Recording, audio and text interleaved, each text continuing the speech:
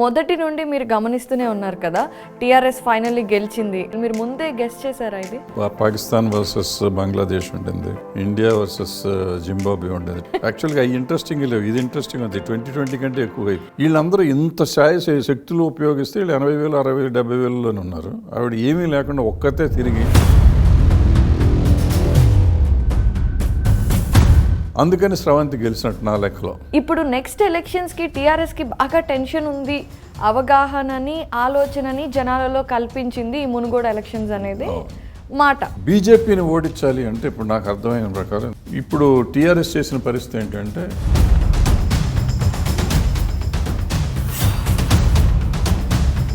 వీళ్ళు త్యాగం చేసేవాళ్ళు అయితే ఒక్కొక్కడికి జెడ్ కేటగిరీలు ఎందుకు, ఇంకో కేటగిరీలు ఎందుకు, వెనకాల గన్మెన్లు ఎందుకు ఈ గొడవ? ఎవరో ఒక ఫార్వర్డ్ చేసిన మెసేజ్ ఒకటి ఉంది. ముందు దాని మీద చాలా సీరియస్గా ఆలోచించాలి. తాత మన ఎమ్మెల్యే ఎప్పుడు చచ్చిపోతాడు?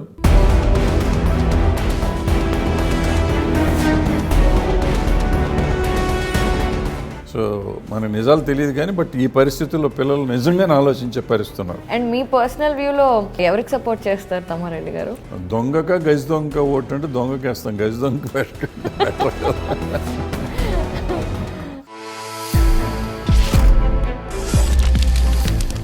Hi viewers, welcome to rebel with Bharadwaj. చూడటానికి నేను పొలైట్గానే ఉన్నాను, నేను అపర్ణ, కానీ నా ముందు ఉంది తమ్మారెడ్డి భరద్వాజ్ గారు. చాలా రెబలిస్టిక్గా రెవల్యూషనరీగా ఆన్సర్స్ ఇవ్వడానికి సిద్ధంగా ఉన్నారు. ఇంతకీ ఈరోజు మనం మాట్లాడుకుంటున్న టాపిక్ ఏంటో తెలుసా? నిన్న క్రికెట్ ఎంత పిచ్చిగా చూస్తామో అలా అందరూ ఆడియన్స్గా కూర్చొని, వ్యూవర్స్గా కూర్చొని అసలు చూసిన ఒక పోలింగ్ ఉంది అంటే అది మునుగోడుది మాత్రమే. ఎంత ఒక సినిమా ఎండింగ్ ఎలా ఉంటుందో అలా ఉంది తమ్మారెడ్డి భరద్వాజ్ గారు. నిజంగా ఇంత క్యూరియస్గా ఉంటుంది అనేది ఈ మధ్య కాలంలో చాలా రోజుల తర్వాత చూస్తున్నాం ఈ కాంపిటీషన్ని. మీరు కూడా చూసే ఉంటారు నిన్న జరిగిన ఈ ఎలక్షన్స్ సంగతి అంతా కూడా.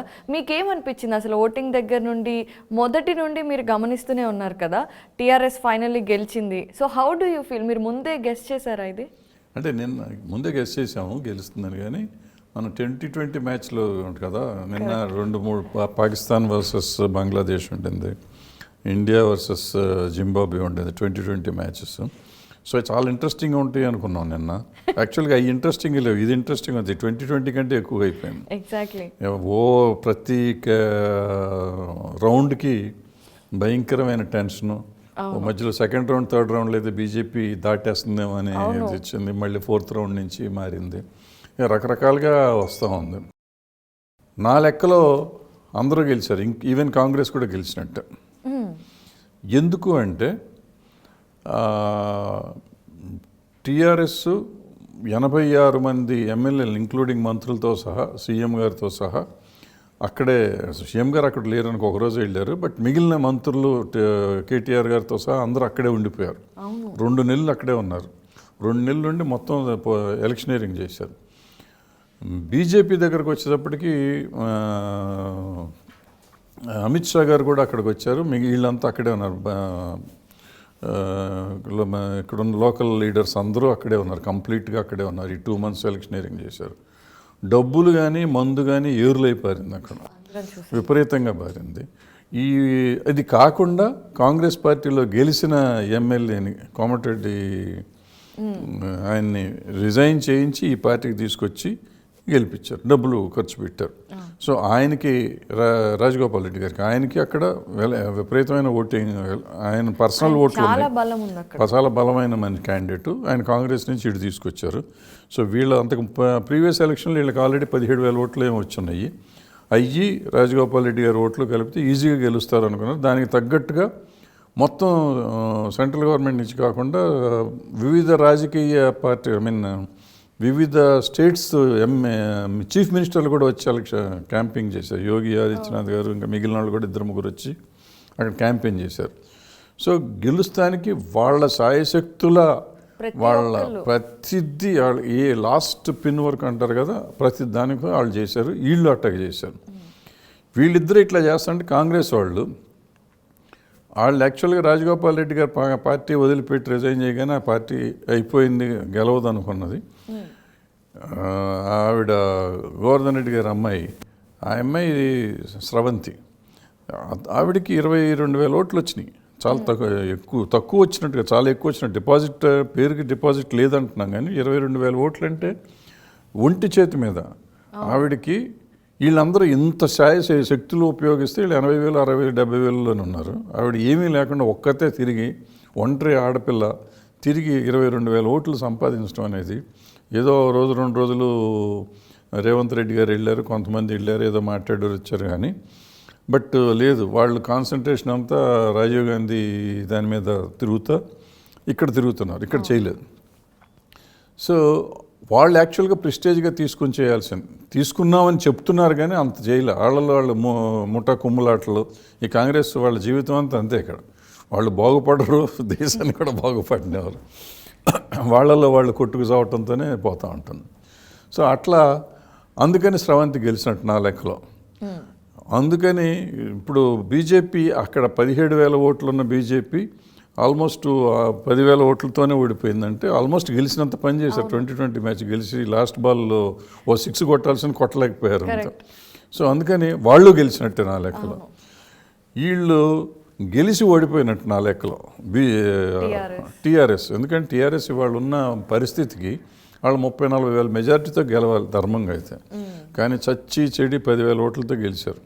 సో బట్ ఒకసారి ఇప్పుడు రఘునాథరావు గారితో నేను మాట్లాడుతుంటే, బీజేపీ ఎమ్మెల్యే ఇప్పుడు, ఆయనతో మాట్లాడుతూ ఇట్లా తక్కువ ఓట్లతో వచ్చింది కదండి అంటే, ఒక్క ఓటుతో గెలిచినట్టే అన్నాడు ఆయన.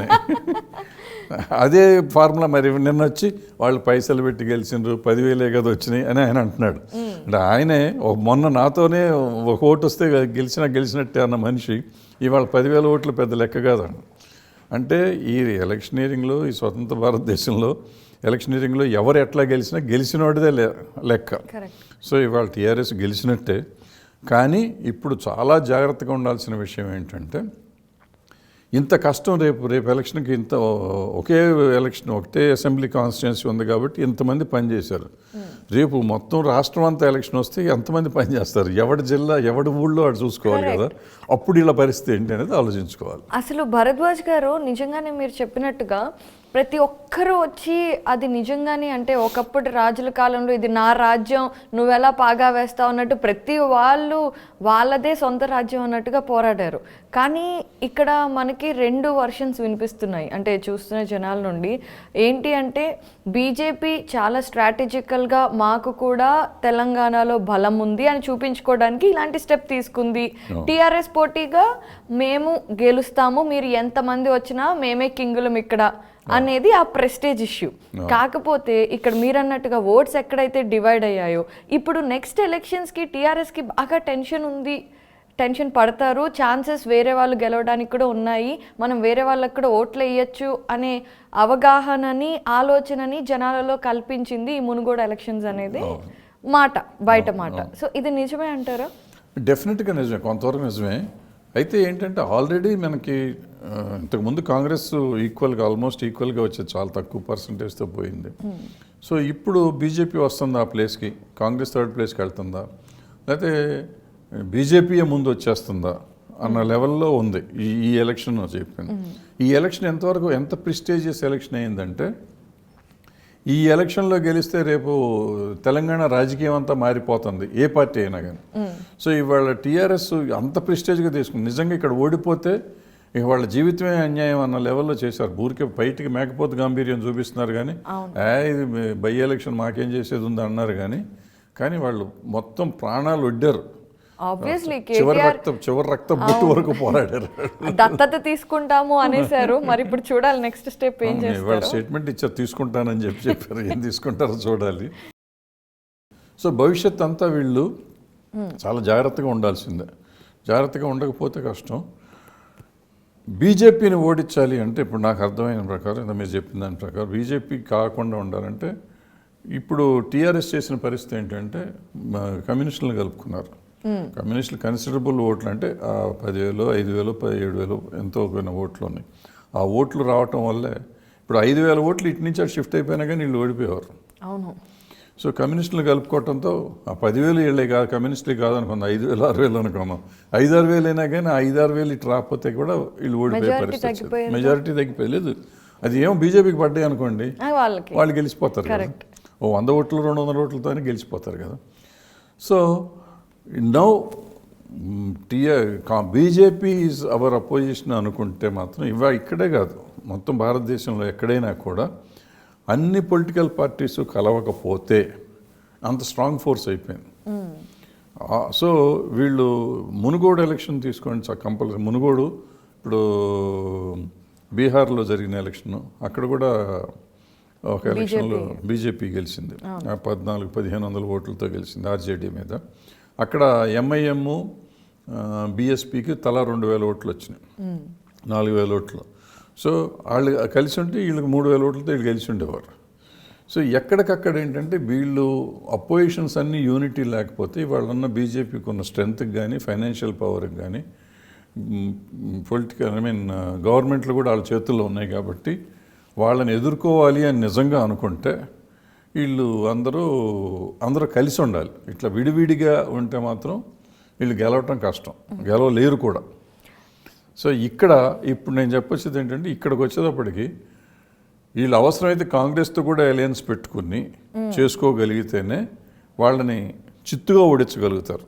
లేదంటే ఎప్పటికప్పుడు కాంగ్రెస్ మీకు 20,000 ఓట్లు అంటే డెఫినెట్గా కాంగ్రెస్కి స్ట్రెంగ్త్ ఉంది ఈ దేశంలో, ఈ రాష్ట్రంలో. వాళ్ళు 20,000 30,000 చొప్పున తీసుకుని గెలవకపోయినా అన్ని ఓట్లు పోతా ఉంటే ఆటోమేటిక్గా బీజేపీ గెలిచే అవకాశాలు ఉంటాయి, ఎక్కువ సీట్లు వస్తాయి. సో వాళ్ళతో అలయన్స్ పెట్టుకుంటే వాళ్ళకు 20-30 వస్తే వీళ్ళకి మిగిలినవి వస్తే అప్పుడు మొత్తం ఒక స్ట్రెంగ్త్ వస్తుంది.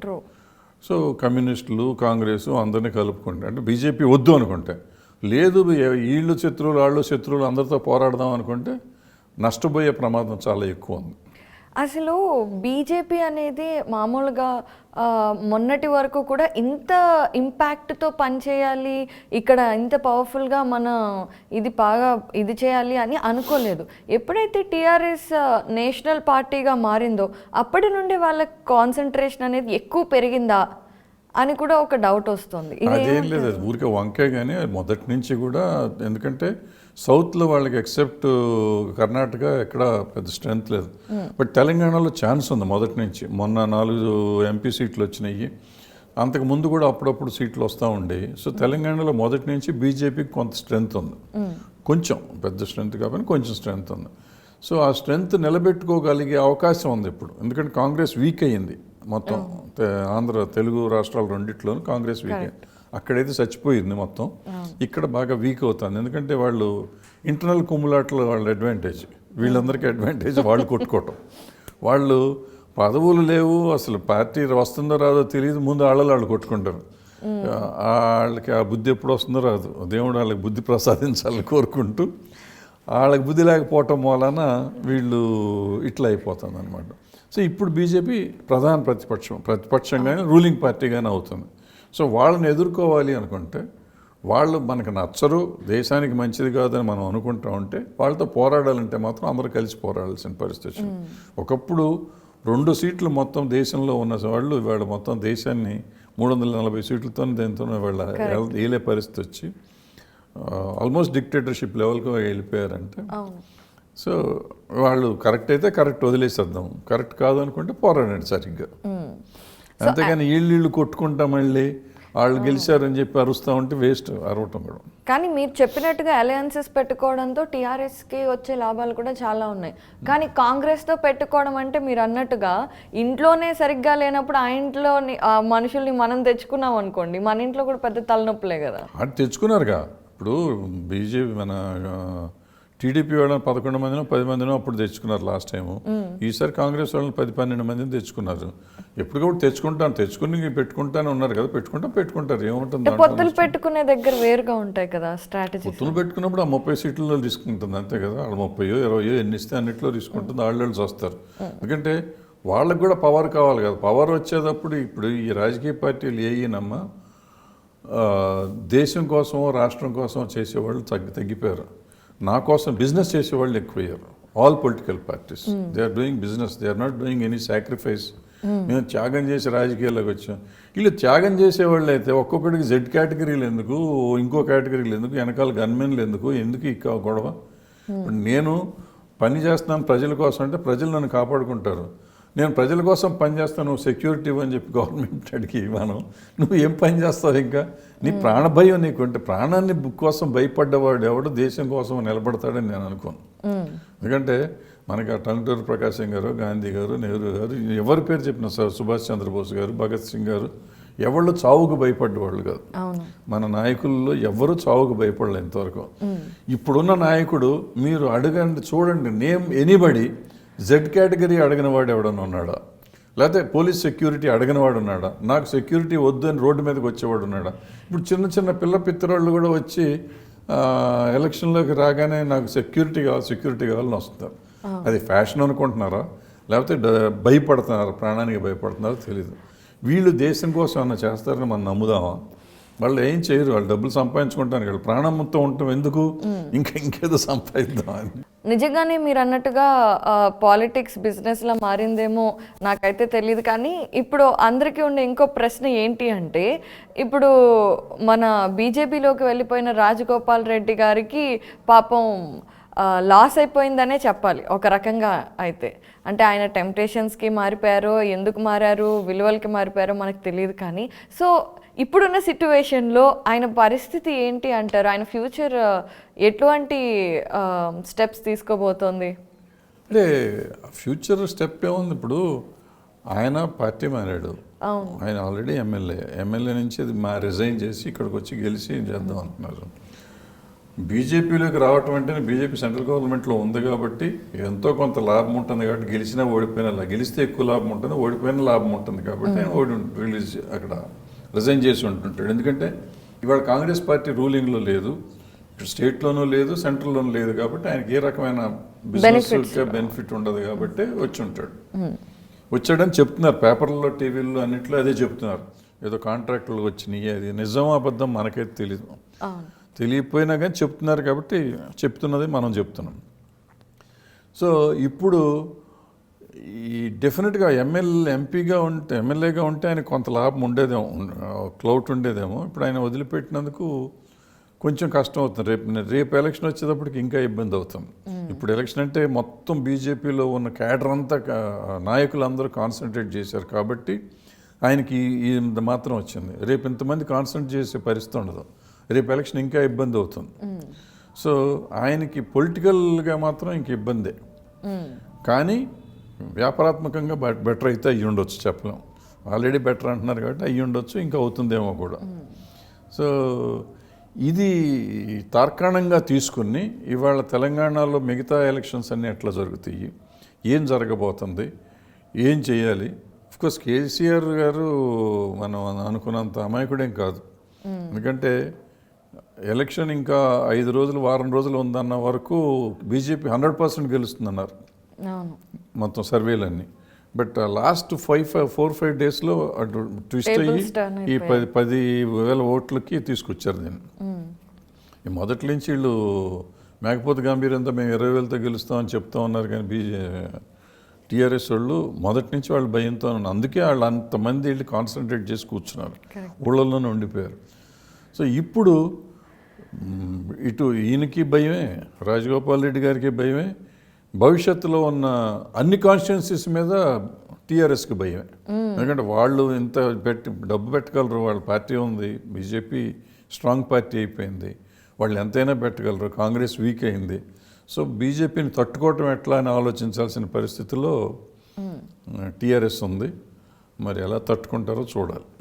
అయితే ఇక్కడ ఒక మామూలుగా మనం చాలాసార్లు ఈ ఎలక్షన్స్కి ముందు చాలాసార్లు విన్నాం, రాజగోపాల్ రెడ్డి గారు టీఆర్ఎస్కి సంబంధించిన నాయకుడు కాకపోవడంతో మునుగోడుకు కానివ్వండి, అక్కడ పరిస్థితులకి ఏది హెల్ప్ అయ్యే ప్రాజెక్ట్స్ చేయాలన్నా వీళ్ళు అపాయింట్మెంట్స్ ఇచ్చేవాళ్ళు కానీ ముందుకు ఇవ్వలేదు అని.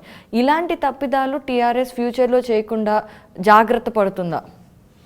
నువ్వు జాగ్రత్తలు అంటున్నావు, కానీ నాకు చిన్న ఎవరో ఒక ఫార్వర్డ్ చేసిన మెసేజ్ ఒకటి ఉంది.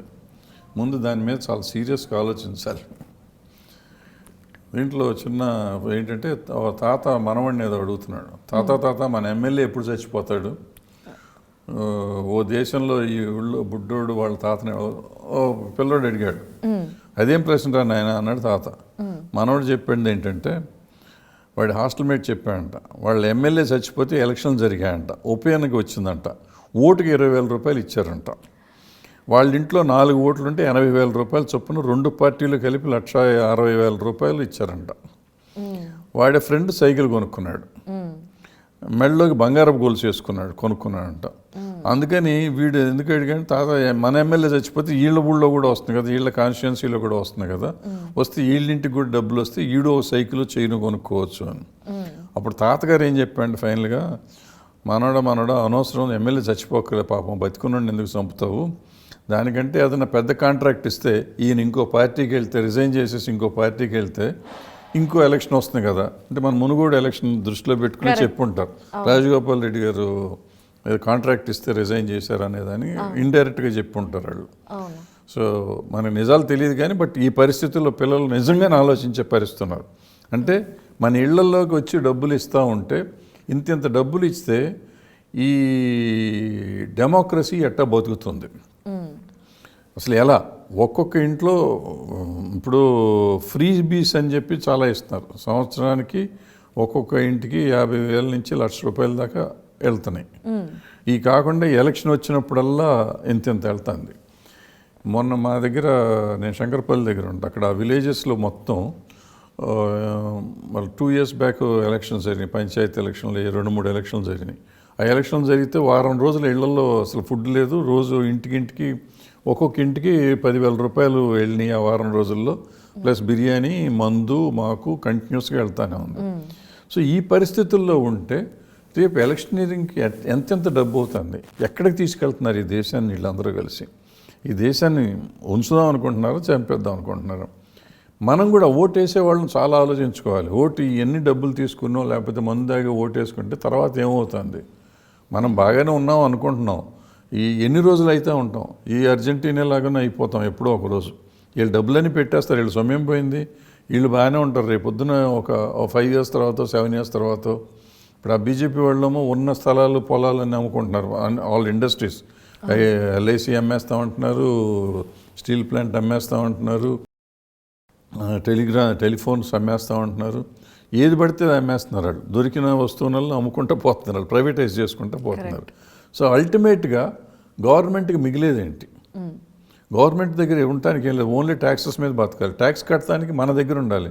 ఇవాళ ఆల్మోస్ట్ ఎవ్రీ సిటిజన్ అప్పుల పాలై ఉన్నట్టు, వాళ్ళు చేసిన అప్పులు తీర్చాలంటే ఒక్కొక్కరి నెత్తి మీద 1,00,000 రూపాయలు అప్పు ఉంది.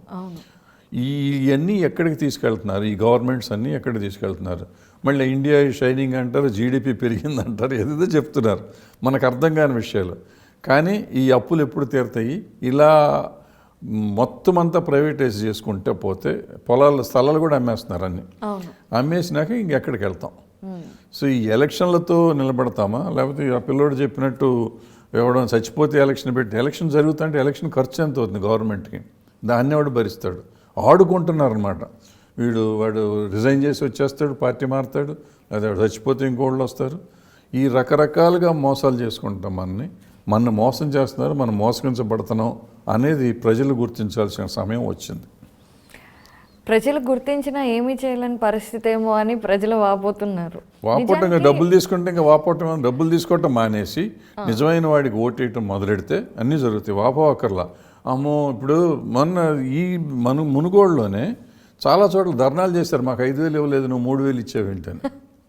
ఇప్పుడు కొన్ని చోట్ల డబ్బులు తక్కువ ఇచ్చావని, లేకపోతే నువ్వు ఇవ్వలేదు, మాకు ఎందుకు ఇవ్వలేదు అని చెప్పి అడిగిన వాళ్ళు ఉన్నారు. సో ఈ పరిస్థితుల్లో మనం ఉంటే ఇంకేం బాగుపడతాం మనం? ఇక్కడ యాక్చువల్లీ భరద్వాజ్ గారు, తమ్మారెడ్డి గారు, ఇక్కడ ఒక చిన్న మాట ఏంటంటే, మామూలుగా ప్రతి ఒక్క ఇంట్లో అన్ని పార్టీస్ ఇచ్చిన డబ్బులు తీసుకుంటారు, కానీ వేసే ఓటు మాత్రం వాళ్ళకి ఇష్టమైన వాళ్ళకే వేస్తారు. సో ఇక్కడ మనం డబ్బులు, మద్యం వాటి వల్ల ఇన్ఫ్లుయెన్స్ అవుతున్నారు జనాలు అని కాదేమో, పాలిటీషియన్సే మోసపోతున్నారేమో ఒక రకంగా. కొంతవరకు మోసపోతున్నారు, కొంతవరకు ఇస్తున్నారు. ఇప్పుడు ఎంత కాకపోయినా మన దేశంలో కొంచెం విశ్వాసం ఇంకా ఉంది. వినాలి, లాస్ట్లో ఎవరిచ్చితే వాళ్ళకి ఓటేస్తారు, ముందు ఇచ్చినండి మర్చిపోతారు, నెక్స్ట్ ఇచ్చినండి గుర్తు పెట్టుకుంటారు. సో మనం పోలింగ్ బూత్కి వెళ్తున్నప్పుడు జేబులో డబ్బులు ఎవడు పెడితే ఆడికి ఓటేస్తారు. అలా కూడా అయ్యి ఉండొచ్చు. అయితే ఫైనల్ క్వశ్చన్ అండి, యాక్చువల్లీ మీరు అన్నట్టుగా బీజేపీ ఇండస్ట్రీ మన నరేంద్ర మోడీ గారు కూడా ఒక పెద్ద స్టేట్మెంట్ ఇచ్చారు. అప్పుడు మనకి స్వతంత్రం వచ్చినప్పుడు మన భారతదేశ పరిస్థితులు వేరే, ఇండస్ట్రీస్ మనమే పెట్టాల్సి వచ్చింది, కానీ ఇప్పుడు గవర్నమెంట్కి ఇండస్ట్రీస్ని పోషించేంత శక్తి లేదు, అవసరమూ లేదు అనేసి. ఆ తర్వాత ఇప్పుడు ఇక్కడ చూసుకుంటేనేమో టీఆర్ఎస్ చాలా మంచి పనులు చేస్తున్నారు, ఏ పురోగతి జరుగుతుందో తెలియదు. అలాంటి ఐడియాలజీ, బీజేపీకి ఉన్న ఐడియాలజీతో బీజేపీ ముందుకెళ్తే ఎలాంటి ఫ్యూచర్ ఉండబోతోంది నెక్స్ట్ ఎలక్షన్స్లో? లేదంటే టీఆర్ఎస్ ఐడియాలజీ కానివ్వండి, ఇన్ని సంవత్సరాలు చేసిన పని తర్వాత కానివ్వండి, ఈ రెండిటి ఫ్యూచర్ అసలు నెక్స్ట్ ఎలక్షన్స్ వరకు ఏంటి? అంటే ఇప్పుడు ఫ్యూచర్లో కాదమ్మా, ప్రాబ్లం ఏంటంటే ఆలోచన విధానం ఉంటుంది. ఇప్పుడు నేను ఏదో కమ్యూనిస్ట్ బ్యాక్గ్రౌండ్ నుంచి వచ్చాను కాబట్టి బీజేపీ చేసేవన్నీ తప్పుల్లాగా నేను ఫీల్ అవుతాను. బట్ బీజేపీ ఆలోచన విధానం అంటే అసలు మనకి ఎన్ని ఎందుకు, వాళ్ళు ఎవడు చేసే పని వాడు చేస్తాడు, మనం ఎందుకు చేయాలనే ఆలోచన వాళ్ళది అయ్యి ఉంటుంది. సో ఎవళ్ళ ఆలోచనని బట్టి వాళ్ళ ఆలోచన వస్తూ ఉంటుంది. బట్ ఆన్ ద హోల్ కొంచెం దూరదృష్టితో ఆలోచిస్తే ఇవన్నీ ఎకానమిస్ట్ చెప్పాల్సిన విషయాలు. నాకు అర్థమైనంత వరకు అది తప్పు అనుకుంటున్నా. మరి వాళ్ళు కరెక్ట్ అని మోడీ గారు అంటే మరి దేశాన్ని 8 ఏళ్ల నుంచి పాలిస్తున్నాయని చెప్తే నిజమేనో మనకు తెలియదు. నా లెక్కలో తప్పు అయితే.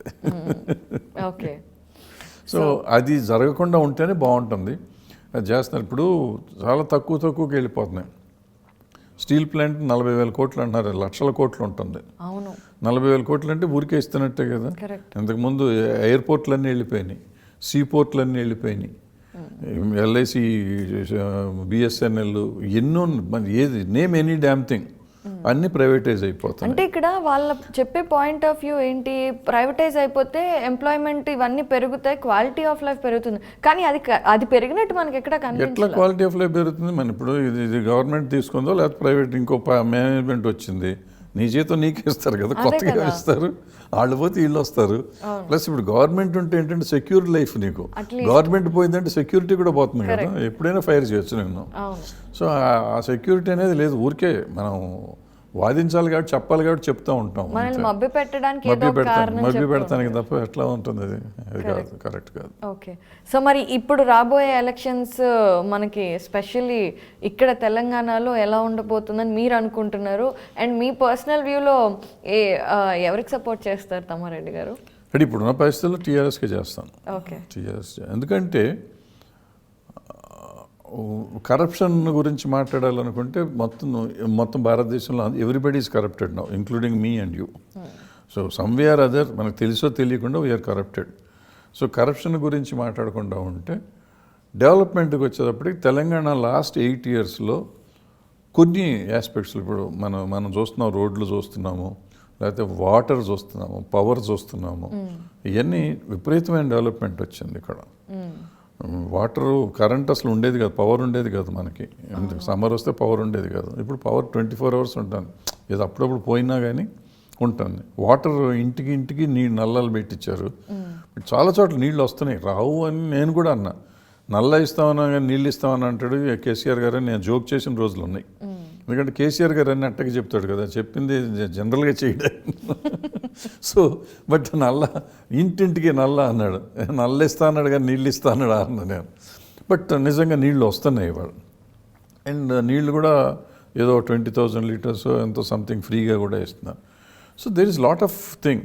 ఫార్మర్స్కి ఇది ఇస్తున్నారు, సబ్సిడీస్ ఇస్తున్నారు, రకరకాలుగా చేస్తున్నారు. సో ఫార్మర్స్ని కాపాడటానికి కొంతవరకు చేస్తున్నారు, వాటర్ ఇస్తున్నారు, పవర్ ఇస్తున్నారు. ఇన్ని చేస్తున్న గవర్నమెంట్ రోడ్లు చాలా డెవలప్ చేస్తారు. ఈ కరోనా టైంలో మన సిటీ వరకు బయటకు వెళ్తే కూడా బయట రోడ్లు కూడా చాలా బెటర్ అయినాయి. బట్ చాలా డెవలప్మెంట్ అయితే ఉంది. సో ఇటువంటి వాళ్ళు ఉంటేనే బెటర్. సరే వాళ్ళు తిన్నారంటే తినకుండా ఎవడున్నాడు? అందరూ తిన్నారు కదా, అందరూ తింటానే ఉన్నారు. తిన్న పని చేసేవాడు ఉంటే బెటర్, తిని పని చేయని వాళ్ళు ఉంటే ఇంకా అన్ని కొంపలు మునిగిపోతాయి. సో ఇవాళ ఉన్న దొంగక గజ దొంగ ఓటు అంటే దొంగకేస్తాం, గజ దొంగ బెటర్ కదా. రెబల్ టాక్ విత్ భరద్వాజ్ గారు అంటే నిజంగానే చాలా రెబలిస్టిక్గా మీ ఒపీనియన్స్ని స్ట్రైట్ ఫార్వర్డ్గా చెప్పారు. Thank you so much for the time and will have more conversations forward. And thank you sir. Thank you. నమస్తే.